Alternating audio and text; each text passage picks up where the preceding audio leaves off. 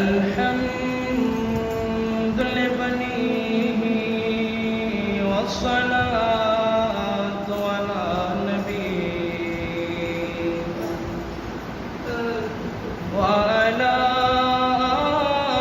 آله وأصحابه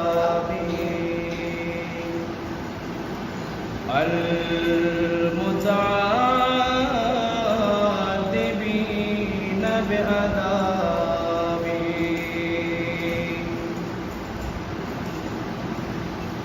وعلى آله وأصحابه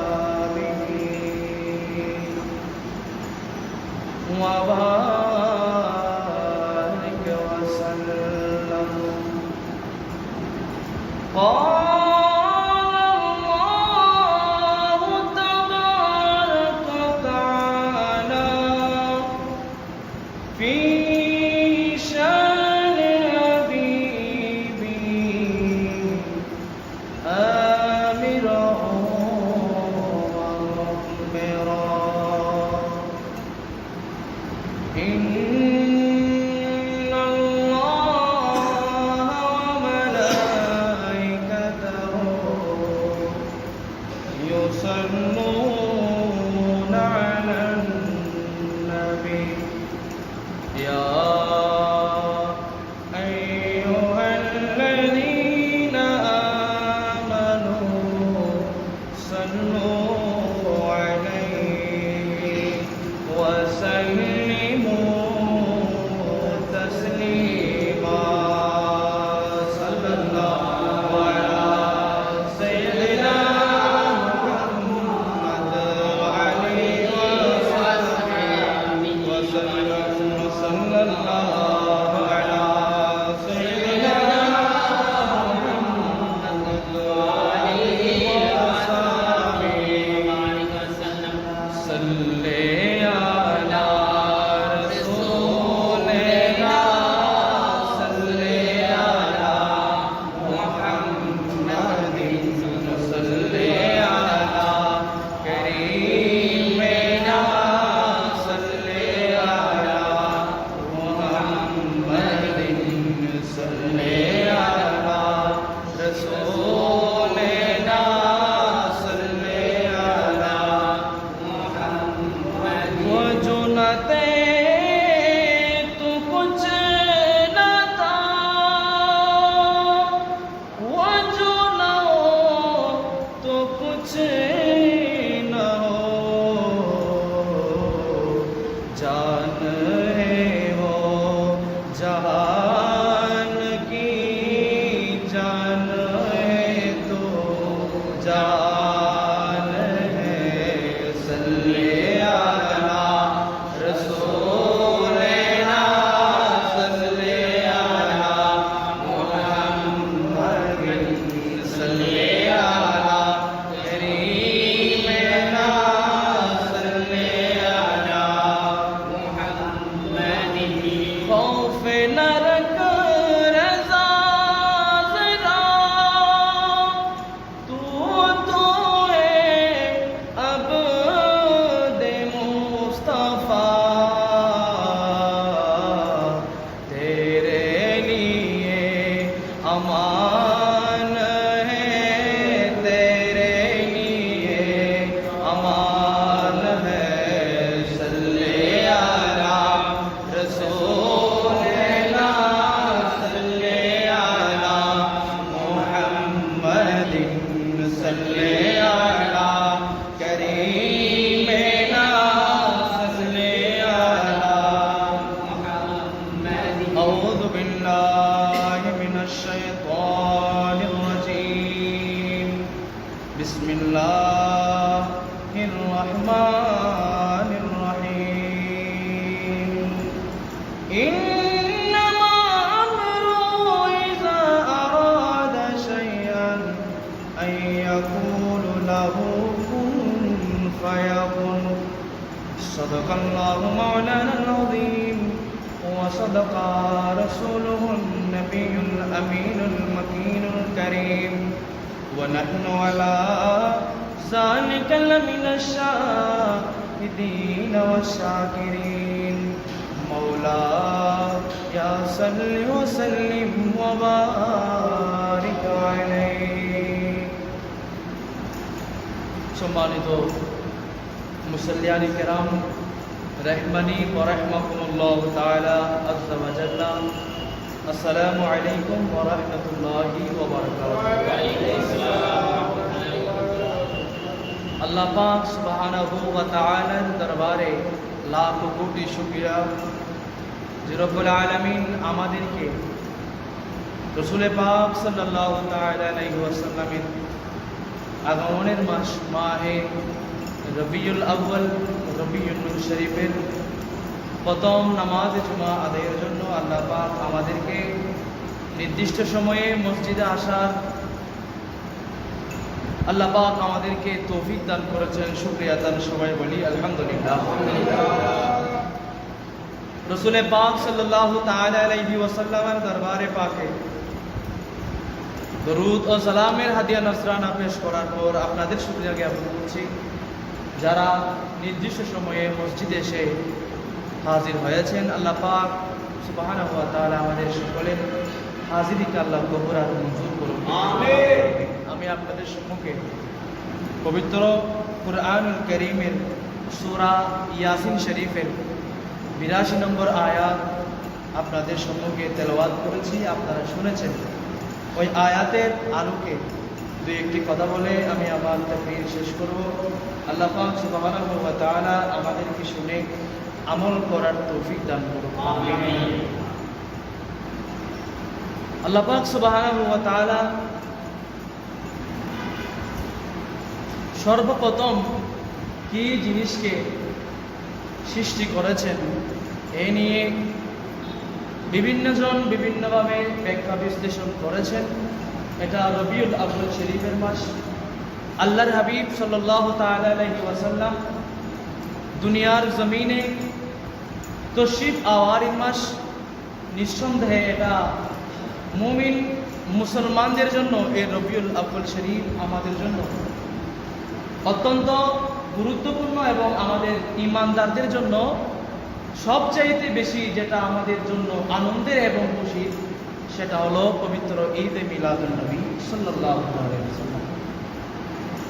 আল্লাহ পাক সুবহানাহু ওয়া তাআলা সর্বপ্রথম আল্লাহর হাবিবের নূর মুবারক সৃষ্টি করেছেন, অর্থাৎ আল্লাহর প্রথম সৃষ্টি হলো আল্লাহর হাবিব সাল্লাল্লাহু তাআলা আলাইহি ওয়াসাল্লামের নূর মুবারক। আজকে আমরা রাসূল পাক যে আল্লাহ তাআলার প্রথম সৃষ্টি, অর্থাৎ রাসূল পাকের নূর মুবারক যে আল্লাহ তাআলার প্রথম সৃষ্টি, এই বিষয়ে আজকে আমরা আলোচনা করব এবং আপনারা শুনবেন। আল্লাহ পাক আমাদেরকে এগুলো শুনে ঈমান এবং আকায়েদকে আল্লাহ মজবুত করার তৌফিক দান করুন। আমিন। আমি আয়াতে কারিমা তেলাওয়াত করেছি সূরা ইয়াসিনের 82 নম্বর আয়াত। আল্লাহ তাআলা বলেছেন, ইন্নামা আমরুহু ইযা আরাদা শাইআন আন ইয়াকুলু লাহু কুন ফায়াকুন।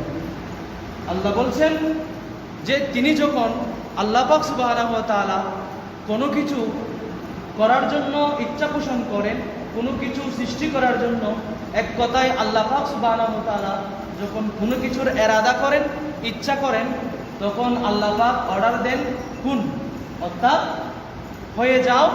আল্লাহ পাক সুবহানাহু ওয়া তাআলা কোরআনুল কারীমের মধ্যে বলছেন আল্লাহ যখন অর্ডার করেন কুন হয়ে যাও, আবার আল্লাহ নিজে বলছেন ফায়াকুন, আমি আল্লাহ যেটা অর্ডার দিই কুন বলে ফায়াকুন, এটা সাথে সাথে হয়ে যায়। তো এই আয়াতে কারিমার মাধ্যমে মুফাসসিরিনে কেরাম তাফসীর করেছেন আল্লাহ যে নির্দেশ দিয়েছেন কুন হয়ে যাও, কি হবে? আল্লাহ হতে বলেছেন, কি হতে বলেছেন, আবার এটা সাথে সাথে হয়েও গেল ফায়াকুন, এটা সাথে সাথে হয়ে গেল। তাহলে আল্লাহ কোন জিনিসকে নির্দেশ দিয়েছেন হয়ে যাওয়ার জন্য? মুফাসসিরিনে কেরাম বলেন আমার আল্লাহ নির্দেশ দিয়েছেন কোন হয়ে যাও, ফায়াকুন সেটা সাথে সাথে হয়ে যায়।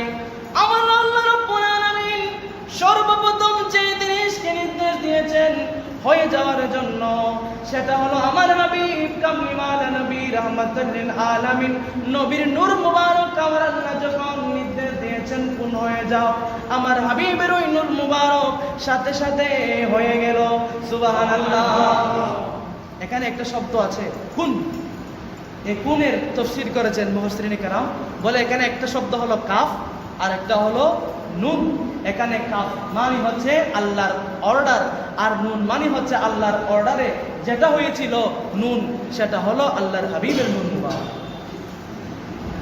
চলুন তাহলে আমরা হাদিসে পাকের মধ্যে দেখি যে আল্লাহর হাবিব সাল্লাল্লাহু আলাইহি ওয়াসাল্লাম যে পৃথিবীর সর্বপ্রথম সৃষ্টি, তার নূর মুবারক আল্লাহ তাআলা সর্বপ্রথম সৃষ্টি করেছেন। আমরা সে সম্পর্কে আজ আপনারা এগুলা যদিও বা অনেক শুনেছেন, এগুলার আলোচনা আপনারা, তারপর আমাদের ঈমান আকীদা যেহেতু চতুর্দিক থেকে আজকে দ্বীন ইসলামের বিভিন্ন রাসূলে পাকের সম্মানের উপর আজ বাতিলরা বিভিন্নভাবে আল্লাহ রাসূলের সম্মানকে কাটু করছে, ছোট করছে। আল্লাহ এগুলা থেকে আমরা বাঁচার জন্য নিজের ঈমান এবং আকায়েদকে মজবুত করার জন্য এই আলোচনা অবশ্যই আমাদের লাগবে। যেমন আমি আপনাদেরকে একটা হাদিস শোনাবো। এই হাদিস মুসান্নিফে ইবনে আব্দুর রাজ্জাক রাদিয়াল্লাহু তাআলা তার মুসান্নিফের মধ্যে প্রথম খণ্ড 63 নম্বর পৃষ্ঠা 63 নম্বর হাদিস, এবং এই হাদিস মাওয়াহিবুল লাদুনিয়ার মধ্যেও আছে। এবং এই হাদিস বিশেষ করে ওয়াহাবিদের গুরু, ওয়াহাবিদের মুরব্বী আশরাফ আলী থানভী একটা কিতাব লিখেছে, কিতাবের নাম হলো নসরুত্তিব। ওই নসরুত্তিবের প্রথম খণ্ড 13 নম্বর পৃষ্ঠার মধ্যে এই হাদিসে পাক ওয়াহাবিদের মুরব্বী আশরাফ আলী থানভী এই হাদিস করেছেন। এটা শুনলে বুঝতে পারবেন তাদের মুরব্বী আল্লাহ রসুলকে নূর মেনেছে, কিন্তু মুরিদরা আল্লাহ রসুলকে কি মানে না, নূর মানে না। আপনারা শুনলে এখন বুঝতে পারবেন হাদিস। এটা আপনারা অনেকবার শুনেছেন, তারপর আমি বরকতান আপনাদেরকে সামনে তেলাওয়াত করছি হাদিসে পাক। আন জাবির ইবনে আব্দুল্লাহ রাদিয়াল্লাহু তাআলা আনহুমা قال قلت يا رسول الله بأبي أنت وأمي। হযরত জাবির ইবনে আব্দুল্লাহ রাদিয়াল্লাহু তাআলা আনহুমা তিনি বলেন, قلت يا رسول الله بأبي أنت وأمي। ইয়া রাসূলুল্লাহ, ইয়া হাবিবাল্লাহ, আমার মা এবং আমার বাবা আপনি রসুলের কদমের মধ্যে কুরবানি, অর্থাৎ আপনি রসুলের কদমের মধ্যে আমার মা এবং বাবাকে আমি উৎসর্গ করলাম। ওই জাবের আমার রসুলকে বললেন, আখবিরনি আন আউয়াল শাইইন খালাকাল্লাহু তাআলা ক্বাবলাল আশিয়া। ইয়া রাসূলুল্লাহ, আজকে বড় জানতে ইচ্ছা করছে, আজকে আপনার থেকে জানতে বড় ইচ্ছা করছে। ইয়া রাসূলুল্লাহ, ইয়া হাবিবাল্লাহ, আপনি একটু আমাদেরকে জানিয়ে দিন আমার আল্লাহ রাব্বুল আলামিন সর্বপ্রথম কোন জিনিসকে আল্লাহ রাব্বুল আলামিন সৃষ্টি করেছেন। ইয়া রাসূলুল্লাহ, আজকে আপনার থেকে জানতে বড় ইচ্ছা করে। ইয়া রাসূলুল্লাহ, একটু বলে দিন আমার আল্লাহ সর্বপ্রথম কি সৃষ্টি করেছেন। সুবহানাল্লাহ। আমার রাসূল বলেন ক্বালা, আল্লাহ রাসূল বললেন, ইয়া জাবের, হে জাবের শুনো, ইন্নাল্লাহ তাআলা قد خلق قبل الاشياء نور نبيك من نوره।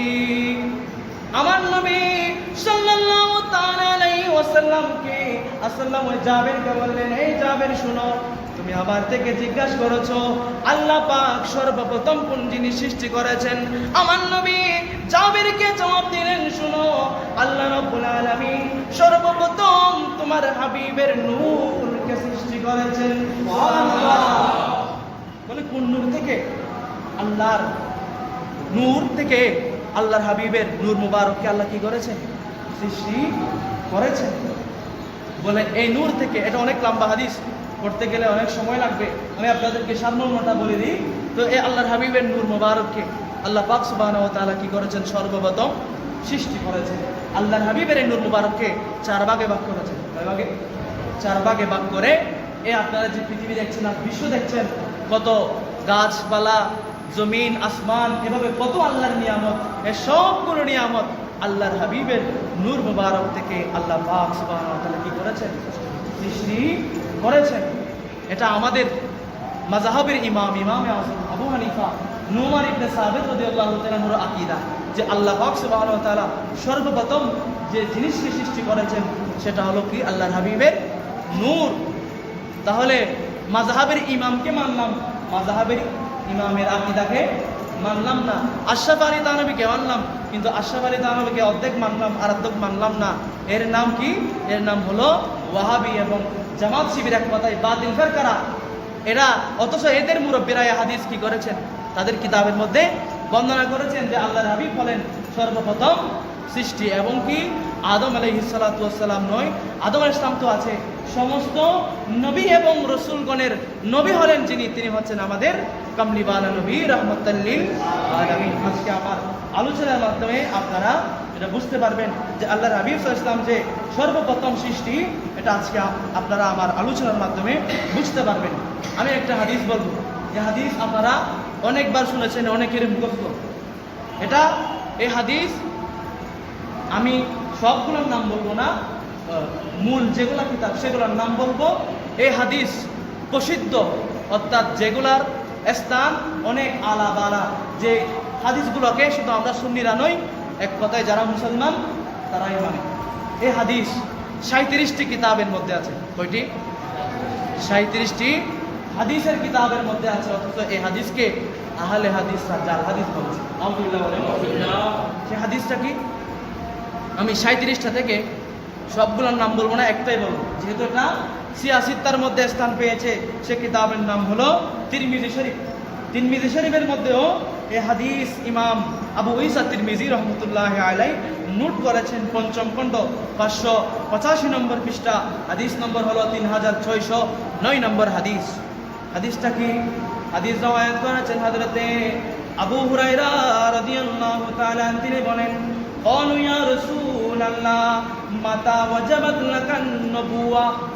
আবু হুরায়রা রাদিয়াল্লাহু তাআলা বলেন, তিনি বলেন যে আমরা সাহাবায়ে কেরাম জিজ্ঞেস করলাম, ইয়া রাসূলুল্লাহ আপনি কখন নবুয়ত পেয়েছেন, অর্থাৎ আপনার উপর নবুয়ত কখন ওয়াজিব হয়েছে, আপনি কখন নবুয়ত পেয়েছেন? আল্লাহর নবীর দরবারে কি করলেন? জিজ্ঞেস করলেন। আমার নবী বলেন, ওয়া আদাবু বাইনার রূহি ওয়াল জাসাদ। আমার নবী সাহাবায়ে কেরামের এই প্রশ্ন শুনে আমার নবী বলেন, আমি তখন থেকে নবী ছিলাম যখন আদম আলাইহিস সালামের শরীর এবং রূহের মাঝামাঝি সময়, অর্থাৎ আদম আলাইহিস সালামের শরীর এবং রূহ মুবারক যখন একত্রিত করা হয় নাই, এর অনেক আগে থেকে আমি আদমের নবী ছিলাম। সুবহানাল্লাহ। অর্থাৎ আদম আলাইহিস সালাম দুনিয়াতে আসার আগেও আমি কি ছিলাম? নবী ছিলাম। এই হাদিসকে কি বলেছে? আর হাদিস জাল হাদিস বলেছে। অথচ ইমাম আবু ঈসা তিরমিজি রহমতুল্লাহ আলাইহি এই হাদিসকে বলেছেন হাযা হাদিসু হাসানুন সহিহ। কি বলেছেন? সহিহ বলেছেন, সহিহ। সহিহ ইমাম তিরমিজি রহমতুল্লাহ আলাইহি এই হাদিসকে কি বলেছেন?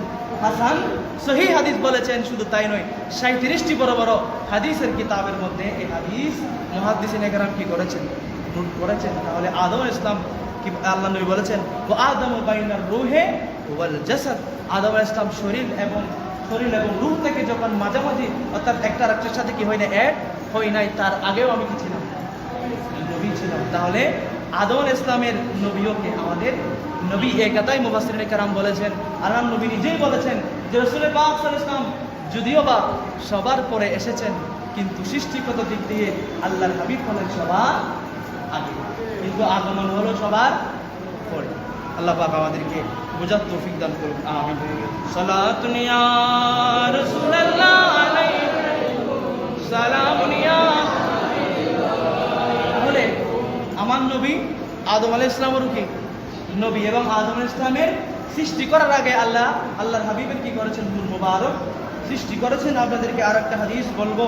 এই হাদিস ইমাম তাবরানী রহমতুল্লাহি আলাইহি মুজামুস সগীরের মধ্যে 2য় খণ্ড 182 নম্বর পৃষ্ঠা, হাদিস নম্বর 992 নম্বর হাদিস, এবং মুজামুল আওসাদের মধ্যে হাদিস এসেছে, হাদিস নম্বর 6502 নম্বর হাদিস, এবং বিভিন্ন কিতাবের মধ্যে এই হাদিসে পাক কি হয়েছে?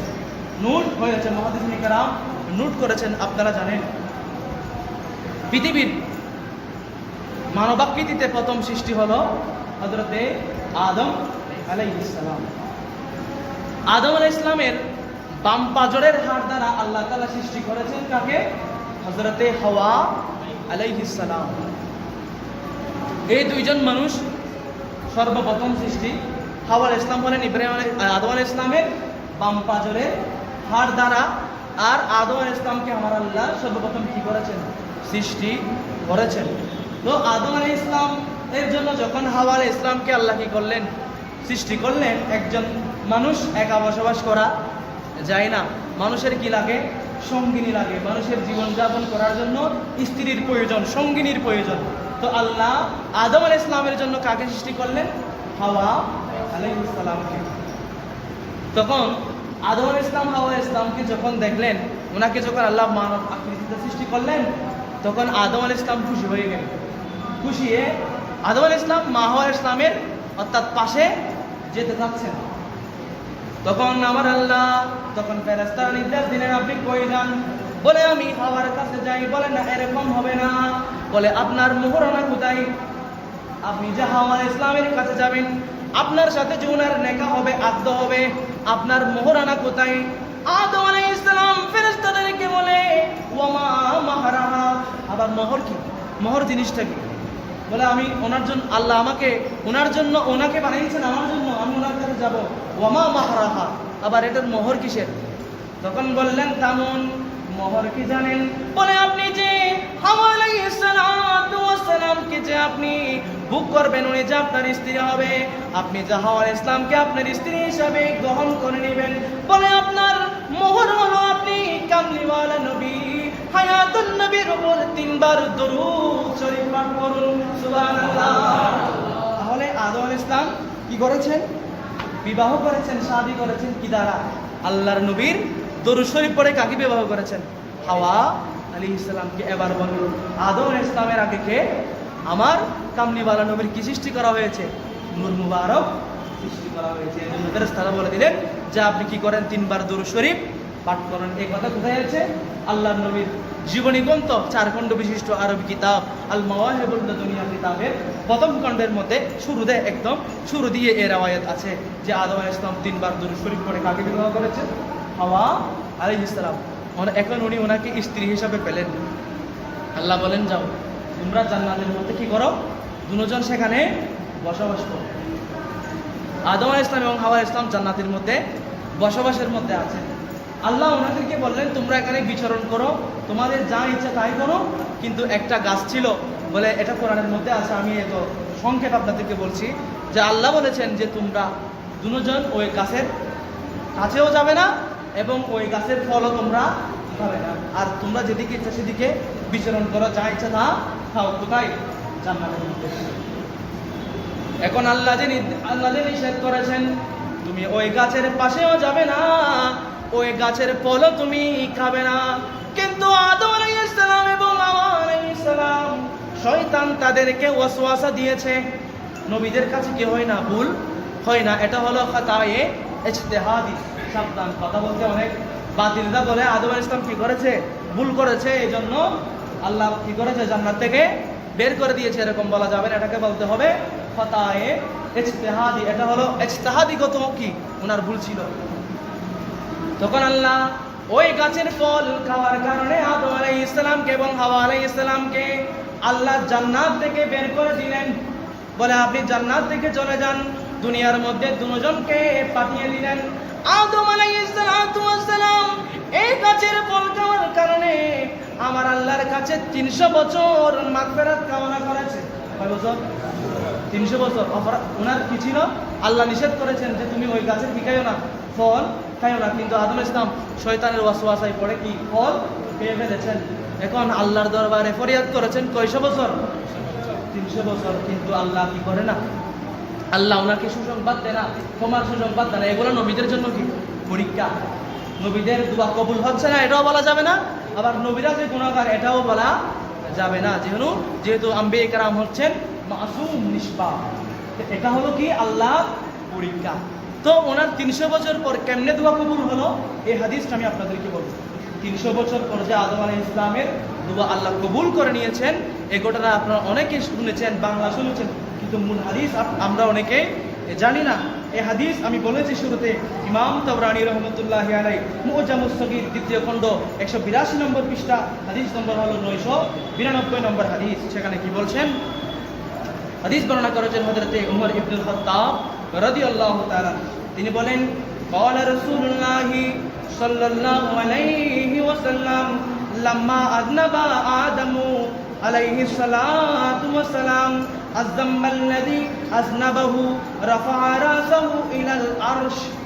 অর্থাৎ আদম আলাইহিস সালাতু ওয়াস সালাম ওই খতায়ে ইজতিহাদি করার পর উনি আল্লাহর দরবারে সিজদারত অবস্থায় কি করছেন? আল্লাহর দরবারে ক্ষমা প্রার্থনা করছেন, অর্থাৎ আল্লাহর দরবারে ক্ষমা চাচ্ছেন যে আল্লাহ, এটা আমি বুঝতে পারি নাই যে আপনি নিষেধ করেছেন ওই গাছের ফল না খাওয়ার জন্য, আমি খেয়ে ফেলেছি। উনি কি করছেন? আল্লাহর দরবারে ফরিয়াদ করছেন। হাদিসের ভাষা হলো উনি সিজদার অবস্থায় থেকে অর্থাৎ আল্লাহর দরবারে যে ক্ষমা চাচ্ছেন সেই অবস্থায় আদম আলাইহিস সালাম রাফা রাসাহু ইলাল আরশ, আদম আলাইহিস সালাম সিজদা তুলে আল্লাহর দরবারে কি করছেন? উপরের দিকে তাকালেন। এবার আমরা অনেকে তাকাই না, আসমানের দিকে আমরা দীর্ঘক্ষণ কি করি? তাকিয়ে আদম আলাইহিস সালাম কোথায় তাকালেন? উপরের দিকে তাকালেন। তাকে কি বলছেন? আসআলুকা বিহাক্কি মুহাম্মদ সাল্লাল্লাহু তাআলা আলাইহি ওয়াসাল্লাম ইল্লা গফারতা লি ফাআওহা আল্লাহু ইলাইহি, বলে এ বারে ইলাহি, আই রব্বুল আলামিন, আপনি আমাকে উপরের দিকে তাকিয়ে বললেন, রব্বুল আলামিন আপনি আমাকে ক্ষমা করে দিন, আপনি যে আমাকে নিষেধ করেছেন ওই গাছের ফল না খাওয়ার জন্য আমি খেয়ে ফেলেছি। আয় আল্লাহ পাক রব্বুল আলামিন, আপনি আমাকে মুহাম্মাদুর রাসূলুল্লাহ সাল্লাল্লাহু তাআলা আলাইহি ওয়াসাল্লামের ওসিলায় আল্লাহ আপনি আমাকে maaf করে দিন। সুবহানাল্লাহ। তখন ওনাকে বললেন, ওমা মুহাম্মদ, ওমান মুহাম্মদ, বলে তুমি যে বললে মুহাম্মদ সাল্লাল্লাহু তাআলা আলাইহি ওয়াসাল্লামের সদকায় আমাকে কি করেন? আপনি ওটা থেকে রেহাই দান করেন, ওটা আমার ভুল হয়ে গেছে, অর্থাৎ খতায়ে ইজতিহাদি, আপনি ওটার থেকে আমাকে কি দেন? তখন বললেন ওমান মুহাম্মদ সাল্লাল্লাহু আলাইহি ওয়াসাল্লাম, বলে মুহাম্মদ সাল্লাল্লাহু আলাইহি ওয়াসাল্লাম, এটাকে আল্লাহ কাকে বলছেন? আদম আলাইহিস সালামকে। বলে এটাকে তুমি কেমনে চিনো? রাসূল পাক সাল্লাল্লাহু আলাইহি ওয়াসাল্লামের ওসিলা দিয়ে যে তুমি আমার দরবারে ক্ষমা চাচ্ছ, বলে এটাকে তুমি কেমনে চিনো? তখন আদম আলাইহিস সালাম বলেন, ফাকালা তাবারাকা ইসমুকা লাম্মা খালাকতানি রাফাতু রাসি ইলা আরশিকা ফারাআইতু ফি মাকতুবান লা ইলাহা ইল্লাল্লাহ মুহাম্মাদুর রাসূলুল্লাহ সাল্লাল্লাহু আলাইহি ওয়াসাল্লাম। বলে রব্বুল আলামিন, আমি যখন আমাকে যখন আপনি সৃষ্টি করলেন তখন আমি আরশের দিকে তাকালাম, আমি উপরের দিকে তাকালাম, আমি সেখানে লেখা দেখেছি লা ইলাহা ইল্লাল্লাহ মুহাম্মাদুর রাসূলুল্লাহ। বলে এই লেখাটা আমি কোথায় দেখেছি? আরশের খুঁটির মধ্যে আমি দেখেছি। বলে এটা লেখা দেখেছি। আরেকটা রাওয়ায়াত আছে, বলে আপনি যে আমাকে জান্নাতের মধ্যে দিয়েছেন, জান্নাতের সমস্ত দরজার মধ্যে আমি এই লেখাটা আমি দেখতে পেয়েছি। এটা হচ্ছে আরেকটা রাওয়ায়াত। কি দেখেছেন? লা ইলাহা ইল্লাল্লাহ মুহাম্মাদুর রাসূলুল্লাহ। তখন আদম ইসলাম আল্লাহকে বললেন যে আল্লাহ রাব্বুল এবারে ইলাহি, আমি মনে মনে চিন্তা করলাম যে ব্যক্তির নাম আল্লাহ আপনার নামের সাথে লাগানো, নিঃসন্দেহে এটা দুনিয়ার কোনো যেমন তেমন মানুষ নয়। আমি আদমের জানা হয়ে গিয়েছে যে আপনি আল্লাহর নামের সাথে যে হাবিবের নাম মুবারক লেখা আছে, নিঃসন্দেহে এটা আপনার অনেক প্রিয় বান্দা, নিঃসন্দেহে এটা অনেক আপনার প্রিয়জন। এই জন্য আমার মনে হলো ওই প্রিয়জনের উসিলায় যদি আমি দোয়া করি, আমার দোয়া কি হবে? কবুল হবে। তখন আল্লাহ বললেন, না, সেটা হলো কে? আল্লাহর হাবিব সাল্লাল্লাহু তাআলা আলাইহি ওয়াসাল্লাম। হাদিসের শেষের দিকে বলা হচ্ছে, ওয়ালাউলাহু ইয়া আদম মা খালাকতুকা। আদমকে আল্লাহ বললেন যে আমি যদি আল্লাহর হাবিব সাল্লাল্লাহু তাআলা আলাইহি ওয়াসাল্লামকে, আল্লাহর হাবিবের নূর মুবারককে সৃষ্টি না করতাম, তাহলে তুমি আদমকেও সৃষ্টি করতাম না। তাহলে আদম আলাইহিস সালাম কি হয়েছে?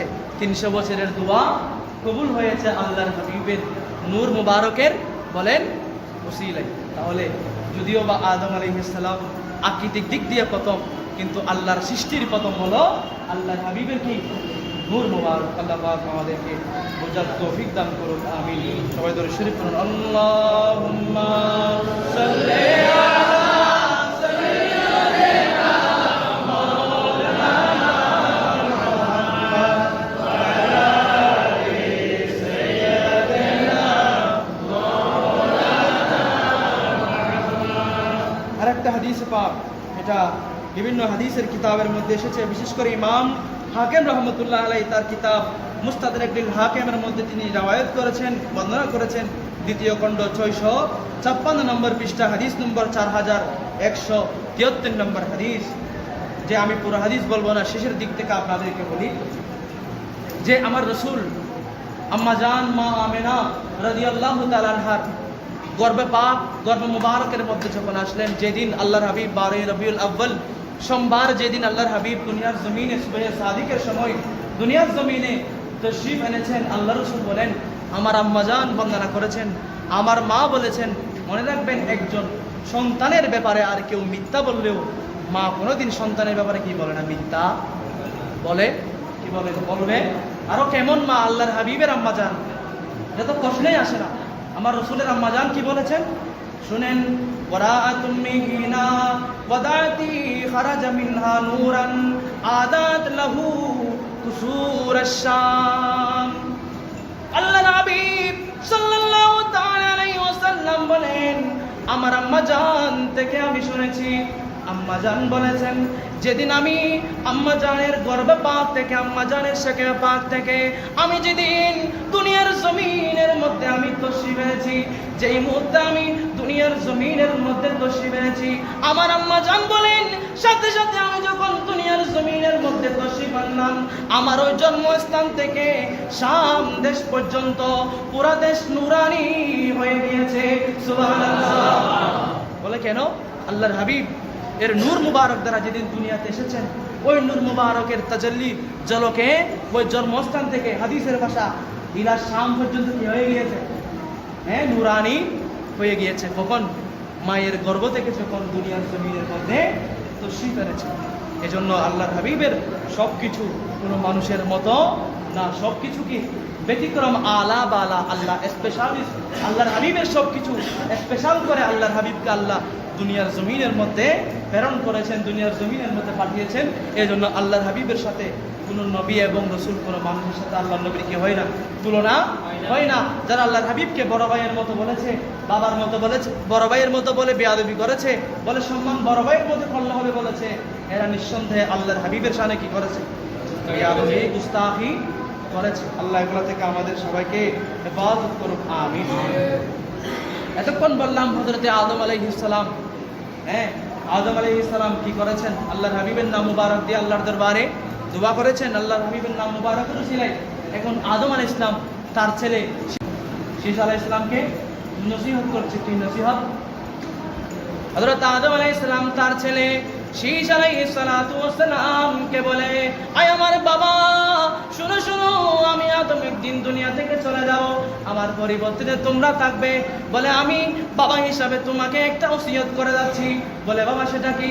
বলে সে ওসিয়ত হলো, আমি তোমাকে একটা ব্যাপারে ওসিয়ত করে যাচ্ছি, তোমরা যদি আল্লাহর হাবিব রাহমাতুল লিল আলামিন নবীকে পেয়ে যাও, তাহলে তোমরা ওই হাবিবের অনুসরণ করবে। সুবহানাল্লাহ। ছেলে বললেন, বাবা কেন? বলে শোনো, আমি জান্নাতের মধ্যে ছিলাম, জান্নাতের প্রত্যেক দরওয়াজার মধ্যে আমি ওই হাবিবের নাম দেখতে পেয়েছি, জান্নাতের গাছের মধ্যে আমি আল্লাহর হাবিবের নাম দেখতে পেয়েছি। এমনকি নয় নয়, আল্লাহর নামের সাথে আমি আল্লাহর হাবিবের নাম মুবারক লেখা দেখেছি।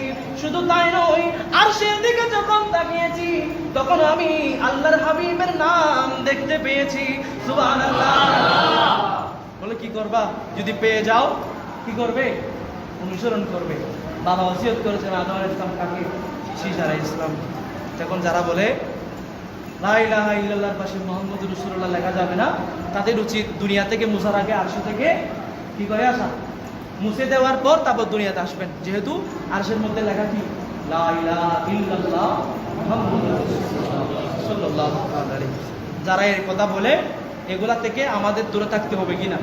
অবশ্যই দূরে থাকতে হবে, না হয় নিজের ঈমান এবং আকায়েদকে কি যাবে না, বাঁচানো যাবে না। আল্লাহ এগুলা থেকে আমাদেরকে হেফাজত করুক, সবাই বলুন আমিন। আমি গত জুমাতে বলেছি তারিখে দামেস্ক কিতাবের কথা।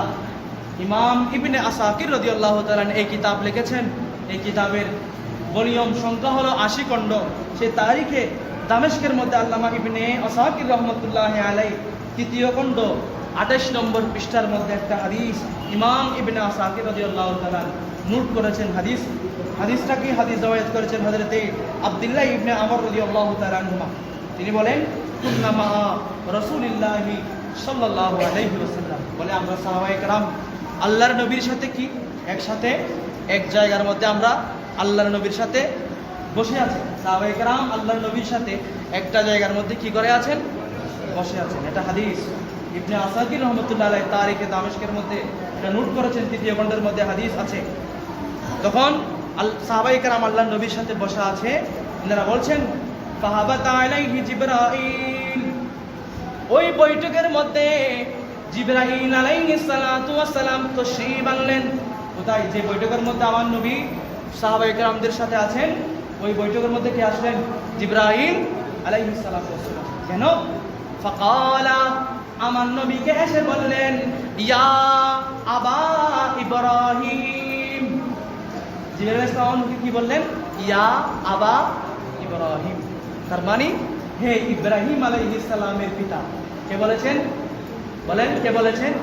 জিবরাইল। জিবরাইলকে কে পাঠিয়েছেন? আল্লাহ পাঠিয়েছেন।